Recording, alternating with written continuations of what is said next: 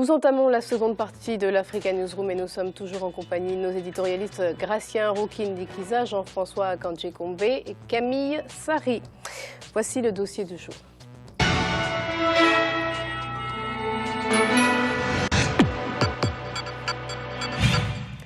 La compagnie équatoriale Congo Airlines trouve ses marques et s'affirme dans le paysage aérien africain avec 2 vols transcontinentaux, une desserte en Afrique centrale et Caire veut faire de Brazzaville un hub dans la sous-région. Pour ce faire, ses dirigeants ont mis en place un certain nombre d'axes stratégiques qu'ils sont en train de développer. Reportage de notre correspondant au Congo, Prince Bafolo.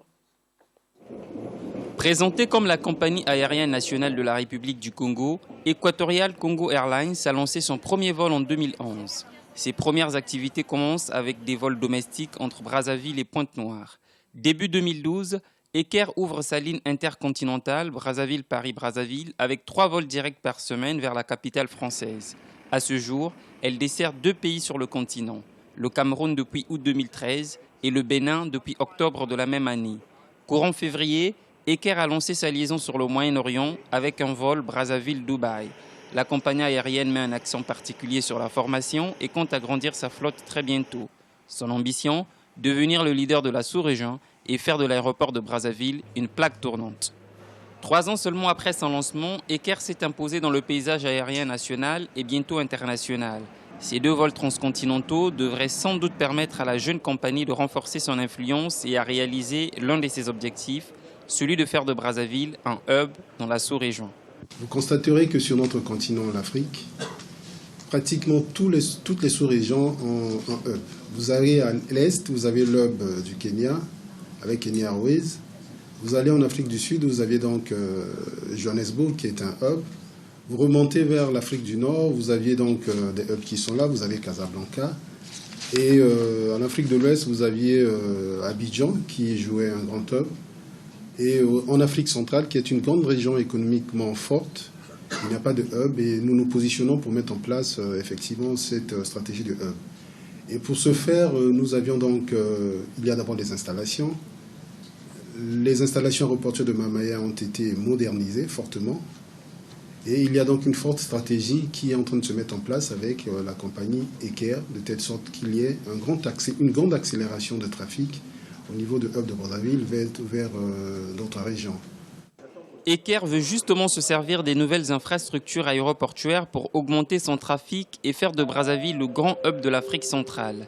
La mise en service du 2e module de l'aéroport international de Maya-Maya courant février présente comme un défi, celui d'offrir une fréquence régulière de vol sur plusieurs destinations. L'ouverture de son 2e vol transcontinental s'inscrit dans cette dynamique. Le 5 février dernier, la compagnie effectuait son vol inaugural sur le Moyen-Orient. Désormais, Equair va desservir Dubaï 3 fois par semaine en vol direct au départ de Brazzaville, une première.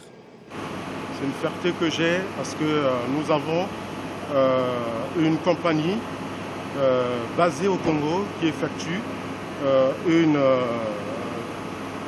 ligne directe donc de long courrier avec un Boeing 757-200 sur Dubaï. Et bien, pour moi, ça va ouvrir beaucoup d'opportunités pour l'aéroport international de Maya-Maya. Aéroport de Maya-Maya, 5 février, il est 12 h. Ces passagers embarquent pour le vol inaugural d'Equair Brazzaville-Dubaï à bord d'un Boeing 757-200 nouvellement acquis, une ambiance conviviale pour un vol d'une durée de 6 h 50 avant de se poser à Dubaï. Le voyage a été agréable. Le service à bord, la qualité de service à bord a été irréprochable. Les mesures de sécurité ont été respectées. Ce que je peux dire, c'est que les impressions sont bonnes. D'abord la qualité du service dans l'avion et puis l'atterrissage. On a fait un bon atterrissage. Très bonnes impressions, un très bon vol. Et une très bonne chose aussi pour Equair. Profitant de son passage à Dubaï, les cadres de la compagnie ont animé une conférence de presse avec les journalistes locaux pour présenter les ambitions de la compagnie aérienne. Pour l'équipe dirigeante, Dubaï est un choix stratégique. Premièrement, Dubaï est une destination très intéressante pour les Congolais, aussi pour les Africains de la sous-région, pour les affaires, pour le shopping. Autrement, c'est une bonne hub pour connecter via Dubaï aux pays asiens et aux autres pays de la sous-région, par exemple le Liban, l'Inde, la Chine. Equatorial Congo Airlines emploie aujourd'hui près de 250 employés formés dans les différents métiers de l'aviation. Son école de formation pour pilotes compte actuellement 20 jeunes Congolais recrutés sur concours. Objectif, créer de l'emploi localement et accompagner la vision de l'entreprise. À ce jour, Eker compte 4 appareils pour des courts, moyens et longs courriers. La compagnie envisage l'acquisition de 2 autres cette année, le but étant d'avoir une flotte de 7 appareils à court terme. Déjà, on veut faire une liaison directe entre Kinshasa, qui est le plus proche voisin de Brazza, faire une liaison directe entre Kinshasa et Brazzaville via le bateau, permettre aux passagers de Kinshasa d'embarquer depuis le beach, donc le port de Kinshasa, et à partir du port, être déjà sur un vol Eker, arriver à Brazza et pouvoir transiter via le fleuve, ensuite un petit camion, prendre la route et être à l'aéroport pour prendre un vol Eker sur une quelconque destination. Et nous voulons aussi relier Brazzaville à Libreville et à Malabo, à Yaoundé, les principales capitales d'Afrique centrale. Nous pensons que pour faire un bon hub, c'est-à-dire un aéroport de trafic à Brazzaville, transformer l'aéroport de Maya-Maya en un aéroport de trafic, il faut impérativement que ça soit facile de venir à Brazzaville de n'importe quelle grande capitale d'Afrique centrale. Un peu moins de 3 ans après son lancement, Eker a atteint la barre des 300 000 passagers pour les vols domestiques et vers la sous-région, soit un taux d'occupation de 60%. Novembre 2012, l'entreprise a fait son entrée au sein du comité exécutif de l'AFRA, l'association des compagnies aériennes africaines qui compte une 40aine de membres. Pour Eker, c'est un gage de confiance. Pourtant, certains trouvent à redire. Je n'ai jamais pris Eker compte tenu par rapport à ce qu'on entend sur l'assurance, la sécurité sur Eker. Les gens en parlent, ils disent que c'est pas trop ça. Et récemment, quand je suis venu en vacances, par rapport aux tarifications et aux prix à d'autres compagnies, Eker était plus élevé par rapport aux autres. Réalité ou déficit de communication de la part d'Eker, difficile de le dire. Mais les dirigeants de la compagnie affirment avoir mis les moyens en œuvre pour la sécurité de ses vols. Lors de la 38e session de l'Organisation de l'aviation civile internationale qui s'est tenue fin décembre 2013 au Canada, l'institution a reconnu les efforts entrepris par Eker dans ce domaine. Mais le combat reste perpétuel et le défi reste grand. Entre la fidélisation de ses clients, l'augmentation du trafic et du flux des transactions pour l'aéroport Maya-Maya, le chemin reste lent, voire complexe. Alors Jean-François, on a vu l'exemple de cette compagnie aérienne, Eker, dont la plupart des passagers ont l'air plutôt satisfaits. Vous la connaissez un petit peu. Qu'est-ce que vous en pensez ? Je pense que c'est une belle renaissance d'une initiative africaine. Nous savons tous qu'il y avait Air Afrique à un moment donné qui a disparu entre-temps et que, notamment en Afrique centrale, il manquait un élément de désenclavement comme celui-là. Et l'initiative qui a été prise, je trouve que c'est une excellente initiative, notamment parce que, justement, elle ne vise pas seulement à relier le Congo à l'extérieur de l'Afrique, mais vise également à rendre un service à l'intérieur de l'Afrique centrale dans la sous-région. Et il est en fait que de nombreux pays, tels que le Congo démocratique, tels que la République centrafricaine, qui est un pays enclavé, auraient besoin de cela. J'espère d'ailleurs que l'initiative se poursuivra et qu'elle prospérera de telle sorte qu'il puisse y avoir une alliance entre les différents gouvernements. Pour l'instant, c'est une compagnie nationale congolaise. Je pense qu'il y a place pour, si les pays s'entendent, pour qu'il y ait une compagnie sous-régionale qui desserve l'ensemble du pays, enfin l'ensemble de la sous-région, et puis surtout qui assure le développement économique de cette sous-région-là. Et je me réjouis évidemment, comme nous tous qui de temps en temps rentrons au pays, c'est bien d'avoir des compagnies nouvelles et pas seulement les compagnies européennes telles que Air France ou la Sabena, et qu'on ait au moins le choix de la compagnie que nous allons prendre. Et si c'est une compagnie africaine, c'est encore mieux. Effectivement, on se réjouit, nous disait Jean-François, qu'il y ait de nouvelles compagnies qui naissent, mais le problème qui peut se poser, effectivement, c'est qu'on a entendu que Brazzaville souhaiterait devenir un hub dans la sous-région. Mais c'est aussi l'objectif d'autres capitales de la même sous-région. Oui, mais Marie-Angèle, c'est le problème, essentiellement. Il faut éviter qu'il y ait une suroffre, enfin, non coordonnée. Je m'explique, c'est très bien pour nous, voyageurs et consommateurs, qu'on ait des aéroports accueillants, déjà. Ça, c'est une bonne chose, parce qu'il y a beaucoup d'aéroports qui n'étaient pas au niveau. C'est une excellente chose, on le voit là, à travers les images. C'est une excellente chose aussi qu'on ait des avions avec des bons services, etc. Tout ça, c'est bien. Mais si tout le monde veut être le hub, à mon avis, ça ne sera pas possible, hein. Donc, attention à des surinvestissements qui ne seront pas rentabilisés. Moi, je parle là en tant qu'expert économique. Je dis, est-ce que si tout le monde va se battre pour être le hub, l'idéal, effectivement, c'est d'avoir une alliance. Mais parce que, franchement, quand on compare les grandes... Je ne parle même pas des compagnies internationales, bon, qu'on connaît, mais également des compagnies comme Emirates, des compagnies qui ont la taille critique. Parce que la population du Congo, comme la population de la plupart des pays, africains, ne dépasse pas parfois les 30 millions. Donc, et quand on enlève ceux qui ne peuvent pas voyager pour des raisons économiques, etc., le nombre de voyageurs, il est limité. Donc, à un moment donné, le nombre de voyageurs, il est limité. Il faut une flotte conséquente, il faut atteindre la taille critique. Pour atteindre la taille critique, il faut se coordonner, se rassembler.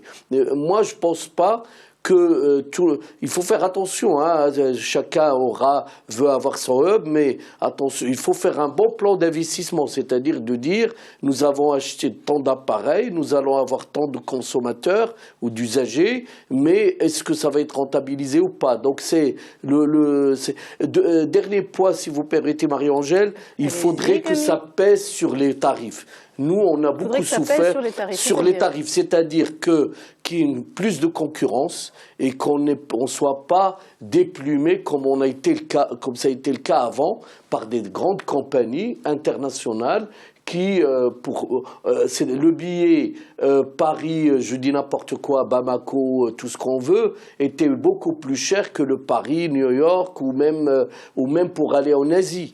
Donc, parce qu'il y avait une vraie concurrence. Mais il y a un certain nombre de facteurs qui déterminent aussi les tarifs. Donc, il y avait des ententes un peu et des ententes même entre compagnies internationales et nos compagnies africaines. Alors, qu'est-ce que vous pensez de la naissance, de la création de cette jeune compagnie? On a vu des exemples d'autres nouvelles compagnies aussi qui naissent sur le continent africain. Oui, plusieurs pays en Afrique essaient de développer leurs compagnies aériennes. Mais on sait bien qu'en Afrique, il y a de la place. Parce qu'il est plus facile, par exemple, de partir de n'importe quel pays, Brazzaville ou Bangui, pour aller à Paris, plutôt que d'aller de Brazzaville ou Bangui à Nouakchott ou à n'importe quelle une capitale de l'Afrique occidentale. On doit passer par plusieurs escales, plusieurs pays. Donc, de moins en moins tout de même, avec l'arrivée de compagnies telles il en reste toujours Ethiopian. difficilement les vols directs entre certains. Il y a des capitales, bien sûr, on peut y aller directement.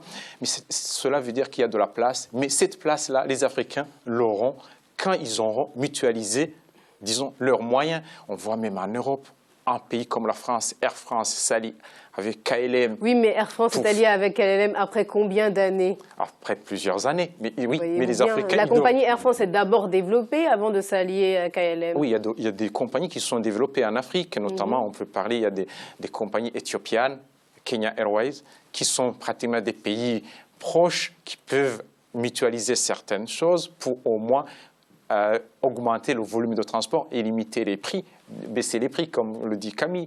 Donc, il y a de la place, mais cette place-là, s'il y a vraiment une concurrence, on voit ce qui se passe aujourd'hui à Brazzaville. Il y a la Guinée équatoriale aussi qui veut développer sa compagnie internationale.